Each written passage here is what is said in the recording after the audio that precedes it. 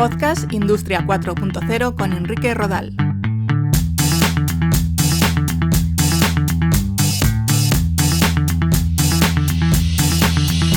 Hola, ¿qué tal? Un saludo, soy Enrique Rodal, bienvenidos a este tercer capítulo del podcast sobre Industria 4.0. Hoy toca hablar de fabricación aditiva o impresión 3D. Se ha extendido la costumbre de denominar fabricación aditiva al uso profesional de esta tecnología, dejando el término impresión 3D para creaciones relacionadas con el ocio o fabricadas en materiales termoplásticos. En industria, el término más habitual es fabricación aditiva.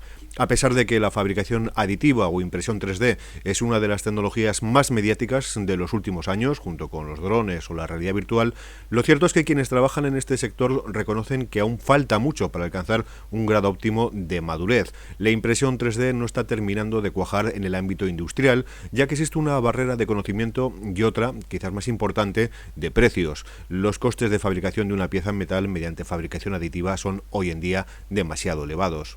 Pero lo cierto es que muchas empresas ya utilizan impresoras de termoplásticos para la fabricación de prototipos, moldes o utillajes. El sector aeronáutico, junto con el automovilístico, se sitúan a la vanguardia del uso de la impresión 3D para fabricar piezas complejas en metal que sería casi imposible obtener de formas tradicionales como el mecanizado. Se trata de pequeñas piezas con conductos internos imprescindibles para su refrigerado.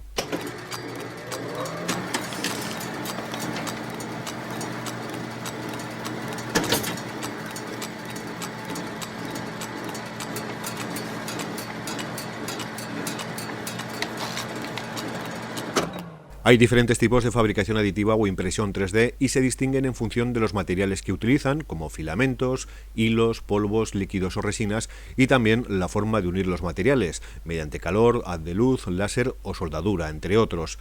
La tecnología FDM es el método de impresión 3D más común, un fino material termoplástico que se agrupa en una especie de carretes de hilo, pero de un tamaño mayor y un ancho más elevado. La punta de ese filamento se calienta en un extrusor y este lo va depositando poco a poco sobre una superficie y capa a capa va dando forma al objeto que queremos fabricar. Es la que todos solemos ver en cualquier demostración. Luego tenemos la estereolitografía o tecnología SLA, que funciona mediante la exposición de una capa de resina líquida fotosensible a un rayo láser para que se endurezca y se solidifique. Una vez que el láser recorre una capa de resina, esta comienza a endurecerse y una vez hecho esto pasa a la siguiente capa. Cada capa puede tener un tamaño de nanomilímetros dependiendo de la calidad del acabado que queramos. Una variante es la tecnología de procesamiento digital de luz, DLP, que también emplea resinas líquidas y un haz de luz para su endurecimiento. Material Jetting o Polyjet permite que el material en forma líquida se deposite de forma selectiva sobre una plataforma para posteriormente solidificarlo mediante una luz ultravioleta. Es una de las tecnologías más aplicadas y puede utilizarse para fabricar réplicas de piezas para procesos de calidad e innovación o todo tipo de útiles y guías. Otro tipo de fabricación aditiva es la inyección de aglutinante, que emplea un material a base de polvo, a menudo yeso, y un agente adhesivo que actúa uniendo las capas de polvo. De forma genérica podríamos hablar de PBF, también conocida como fusión de lecho de polvo, que se basa en la deposición de una capa de material en polvo en la zona de trabajo para después fundirla de manera selectiva con un láser o un haz de electrones. Es además una de las más utilizadas, ya que permite el empleo de materiales metálicos como el titanio, pero también plásticos como la poliamida u otro tipo de composites. Por otra parte, la tecnología SLS emplea láser para sintetizar el material. El láser va uniendo las diferentes partículas y a medida que lo hace se añade otra fina capa de polvo para su posterior endurecimiento. La tecnología SLM usa un rayo láser de alta potencia para fundir completamente polvos metálicos, transformándolos en piezas sólidas tridimensionales. Pueden utilizar materiales como polvo de acero inoxidable, aluminio, titanio o incluso oro.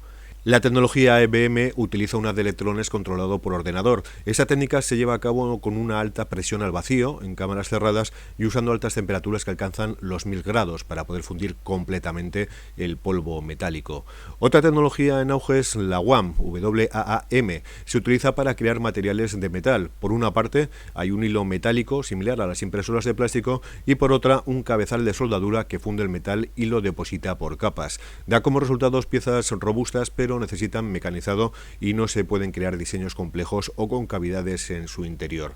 En fabricación aditiva también se incluye la tecnología LOM, que utiliza capas de papel, plástico o laminados metálicos recubiertos con adhesivo que se funden bajo calor y presión y se cortan con un láser o una cuchilla controlados por ordenador. El uso de cada una de estas tecnologías dependerá de las necesidades específicas de cada proyecto. Por eso es importante disponer de un asesoramiento profesional. Para fabricar un determinado tipo de piezas puede que no haga falta utilizar metal y en algunas condiciones en las que sean necesarias crear una gran cantidad de unidades pueden ser más rentables modelos tradicionales como la fundición, la forja o el mecanizado. En industria tiene especial importancia la fabricación en metal. Entre sus ventajas podríamos decir que se puede elaborar todo tipo de piezas y posibilita crear geometrías muy complejas que hasta ahora era imposible fabricar mediante procesos tradicionales. El poder llevar a cabo diseños digitalizados personalizados y contar con una máquina capaz de crearlos desde cero es una de las grandes innovaciones de la impresión 3D. La fabricación aditiva, además, permite unificar conjuntos de piezas y fabricarlos en una sola pieza, limitando la necesidad de postprocesos o eliminando muchos ensamblajes y, por tanto, acortando los plazos de producción. Esto, además, se potencia por el hecho de que los diseños digitales permiten fabricar la pieza evitando la delineación.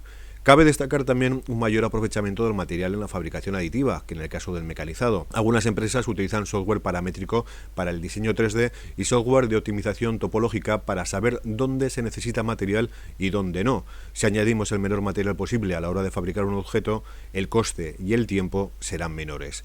Y todo ello sin olvidar que las piezas se fabrican de una forma más veloz, lo que se denomina tasa de aporte. Es desde luego más rápido que un proceso tradicional de forja, fundición o mecanizado, y en la mayoría de los casos más barato. Tan solo algunos materiales como el titanio pueden suponer un mayor encarecimiento respecto a los procesos tradicionales. Entre los inconvenientes de la fabricación aditiva, pues que hace falta personal especializado para el manejo de algunas máquinas.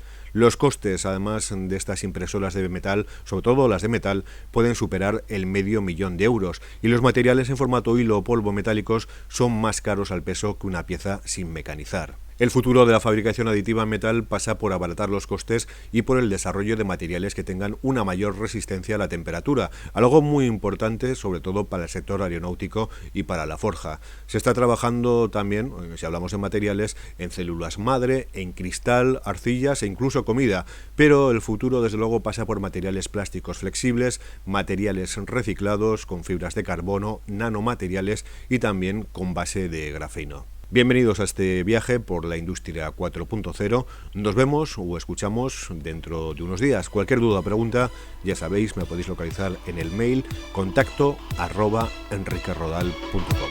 Un saludo.